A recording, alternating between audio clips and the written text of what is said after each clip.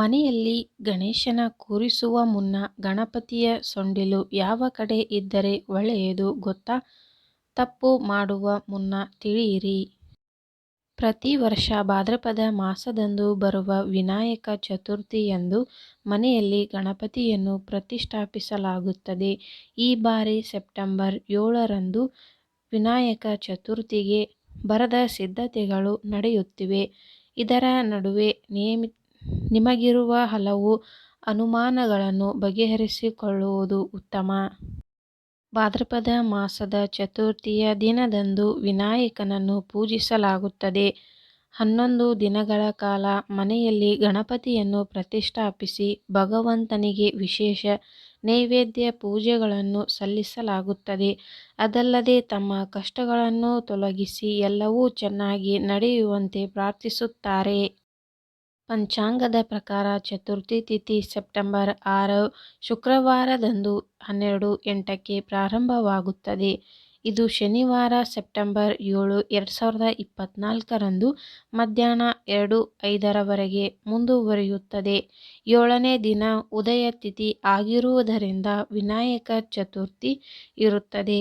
ಈ ಕಾರಣಕ್ಕಾಗಿ ಗಣೇಶ ಚತುರ್ಥಿಯ ಪವಿತ್ರ ಹಬ್ಬವನ್ನು ಉದಯ ತಿಥಿಯ ಪ್ರಕಾರ 7ನೇ ದಿನದಂದು ಆಚರಿಸಲಾಗುತ್ತದೆ. ಇದೇ ವೇಳೆ ಅನೇಕರು ಮನೆ ಬೀದಿಗಳಲ್ಲಿ ಮಂಟಪಗಳನ್ನು ಸ್ಥಾಪಿಸಿ ಗಣಪತಿಯನ್ನು ಪೂಜಿಸುತ್ತಾರೆ. ಇಂತಹ ಸಂದರ್ಭದಲ್ಲಿ ಪ್ರಮುಖ ವಿಚಾರಗಳ ಬಗ್ಗೆ ನಾವು ಗಮನಹರಿಸಬೇಕಾಗುತ್ತದೆ. ವಿಘ್ನ ವಿನಾಶಕನ ಸೊಂಡಿಲು ಯಾವ ದಿಕ್ಕಿಗೆ ಇದ್ದರೆ ಒಳ್ಳೆಯದು ಎನ್ನುವ ವಿಚಾರ ನಿಮಗೆ ಗೊತ್ತಾ? ಹೌದು, ಪಾರ್ವತಿ ಮುದ್ದಿನ ಕಂದ ಗಣಪನ ಮೂರ್ತಿಯ ಬಗ್ಗೆ ವಿದ್ವಾಂಸರು ಹೇಳುವ ಸಲಹೆಗಳನ್ನು ನೀಡುತ್ತಾರೆ. ಅದರಲ್ಲೂ ಗಣೇಶನ ಸೊಂಡಿಲು ಬಲಭಾಗದಲ್ಲಿ ಇದ್ದರೆ ಒಳ್ಳೆಯದು ಅಂತ ಹೇಳುತ್ತಾರೆ.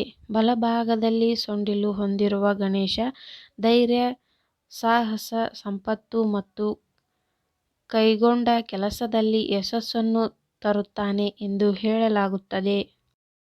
ಹಾಗೆಯೇ ಎಡಭಾಗದಲ್ಲಿ ಸೊಂಡಿಲು ಹೊಂದಿರುವ ಗಣಪತಿ ಕೂಡ ಉತ್ತಮ ಫಲವನ್ನು ನೀಡುತ್ತಾನೆ.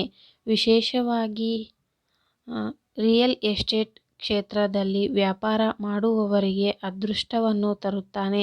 ಇದಲ್ಲದೆ ಹಠಾತ್ ಆರ್ಥಿಕ ಲಾಭಗಳಿಗೂ ಇದು ಕಾರಣವಾಗುತ್ತದೆ ಎಂದು ಹೇಳಲಾಗುತ್ತದೆ. ನಿಂತಿರುವ ಗಣೇಶನನ್ನು ಖರೀದಿಸಬೇಡಿ ಎನ್ನುತ್ತಾರೆ ವಿದ್ವಾಂಸರು. ಸಿಂಹಾಸನ ಅಥವಾ ಯಾವುದೇ ವಾಹನದ ಮೇಲೆ ಕುಳಿತಿರುವ ಗಣಪತಿಯನ್ನು ಪೂಜಿಸುವುದು ಒಳ್ಳೆಯದಂತೆ. ಈ ಮಾಹಿತಿ ನಿಮಗೆ ಇಷ್ಟವಾದಲ್ಲಿ ಒಂದು ಲೈಕ್ ಮಾಡಿ ಹಾಗೂ ಸಬ್ಸ್ಕ್ರೈಬ್ ಮಾಡಿಕೊಳ್ಳಿ.